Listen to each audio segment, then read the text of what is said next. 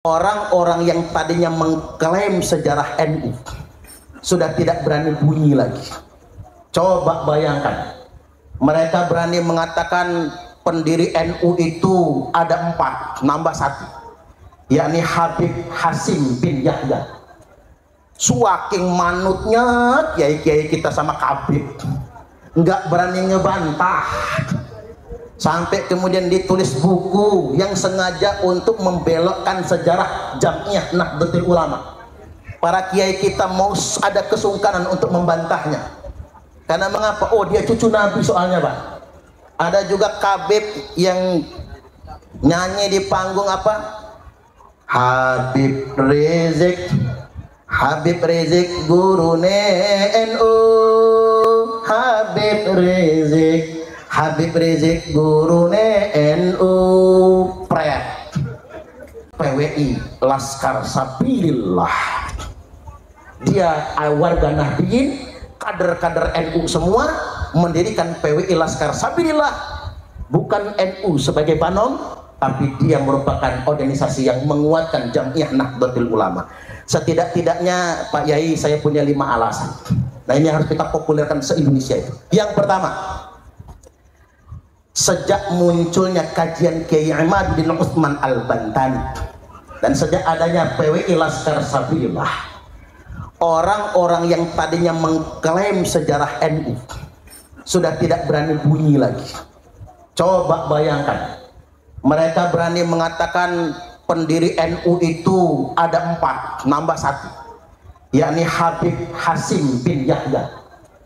Saking manutnya kiai-kiai kita sama Habib, nggak berani ngebantah.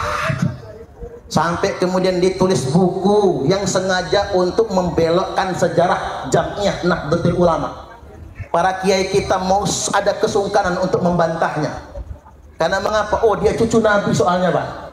Ada juga Habib yang nyanyi di panggung apa? Habib Rizik gurune NU. Habib Rizik gurune NU. Ini Rizik, ini ketua FPI, kerjaannya menghina Gus Dur, ngomongin Gus Dur buta. Selama ini kita nggak berani mengkritiknya, Pak, karena takut kalau itu putunya Kanjeng Nabi. Nah, sejak ada kajian Kiai Imad dan nyata bagi kita, oh ternyata bukan, mulai warga Nahdliyin berani mengkritik dan terbongkar semua klaim-klaim terhadap sejarah Jamiah Nahdlatul Ulama. Ini nggak bisa kita hilangkan. Yang kedua, klaim terhadap sejarah Negara Kesatuan Republik Indonesia. Sejarah kita diklaim, Wali Songo kemudian dibaalwikan. Ini fakta loh, Pak. Siapa yang berani berbicara ketika Wali Songo dibaalwikan? Nah, di sini ada saksi nih, sejarah garis darah Sayyid Muhammad Afandi. Kakeknya adalah Syekh Abdullah Kahfi, pendiri pesantren tertua zaman Wali Songo. Itu saksi sejarah. Dan tes DNA-nya J1. Sidogiri juga begitu, tes DNA-nya J1. Jelas itu Bapak Ibu. Sedangkan yang hari ini mengklaim Wali Songo, DNA-nya beda. Wali Songo DNA-nya J1, sedangkan mereka DNA-nya G, jauh ke bedok. Yang satu ke sono, yang satu ke sono. Udah beda itu. Sejarah NKRI diklaim, Imam Bonjol dihabibkan, sampai bendera merah putih diklaim, lagu-lagu kebangsaan kemudian diklaim. Dan ngapunten nih, ngapunten, pemerintah saja nggak berani ngomong. Saya tunggu-tunggu, adakah yang berani ngomong? Hei pemerintah yang digaji oleh rakyat, hei pemerintah yang menikmati kehidupan, digaji oleh rakyat, dibayar oleh rakyat, mana cangkemmu? Ada orang yang mengklaim pahlawan kita, mana cangkemmu? Halo? Ini selain Pak Agus, kalau Pak Agus mendukung kita soalnya. Saya mohon maaf, orang-orang yang digaji oleh rakyat, punya gaji besar, punya jabatan Bapak Ibu, yang punya kewajiban menjaga Negara Kesatuan Republik Indonesia, saat ada segerombolan orang mengklaim negara kita, mengklaim sejarahnya, mana suara orang-orang yang digaji oleh rakyat? Sejak adanya PWI Laskar Sabilillah, mereka nggak berani lagi mengklaim. Berarti kita menguatkan Bapak Ibu. PWI Laskar Sabilah ini bukan provokator, menguatkan kehidupan berbangsa dan bernegara kita. Sampai mereka mengatakan Indonesia ini bintu tarik. Sampai kuping kita saja selip dengar itu, Pak. Pikir kita pintu kan? Ternyata nggak pakai huruf P, itu bahasa Arab bintu. Bintu niku bu artinya anak wedok. Jadi Indonesia ini dikan anak wedok taring. Bahkan ada yang mengatakan bintu Hadramaut, anak wedok Hadramaut. Bahkan dalam bahasa Arab Amiyah, dalam bahasa Arab Pancaran, bintu itu artinya perempuan yang bisa ditiduri dengan dibayar bisyar. Halo, yang tahu istilah bisyar mana ya?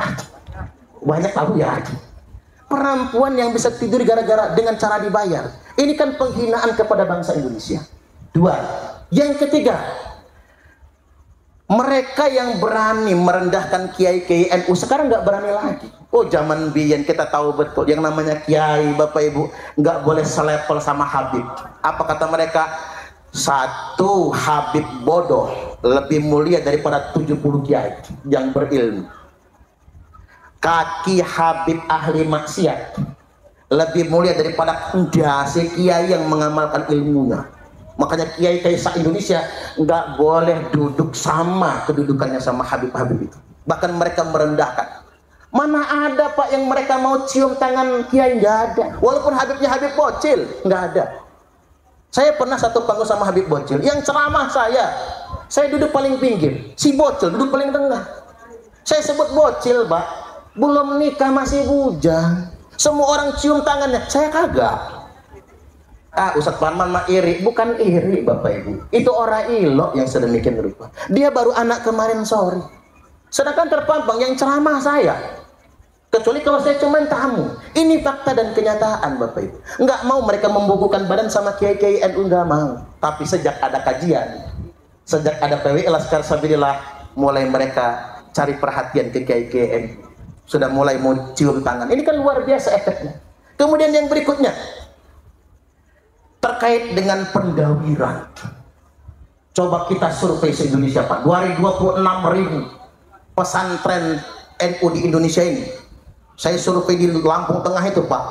Semua pesantren NU korban pendawiran.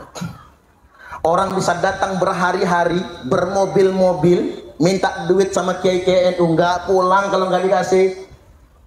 Begitu pulang setelah dikasih duit, semua isi kamar mandi habis. Odol, sabun muka, punya dalemi Pak Yainya itu habis semua. Kata Bu Nyai, bah, itu putune Kanjeng Nabi beneran tabah. Lo ngapa mah Mi? Kata si Abah, enggak. Kok maling odol, maling sabun mandi? Ini fakta loh. Ini terjadi loh Pak, seluruh Indonesia. Mungkin yang nggak pernah ngurus pesantren nggak tahu.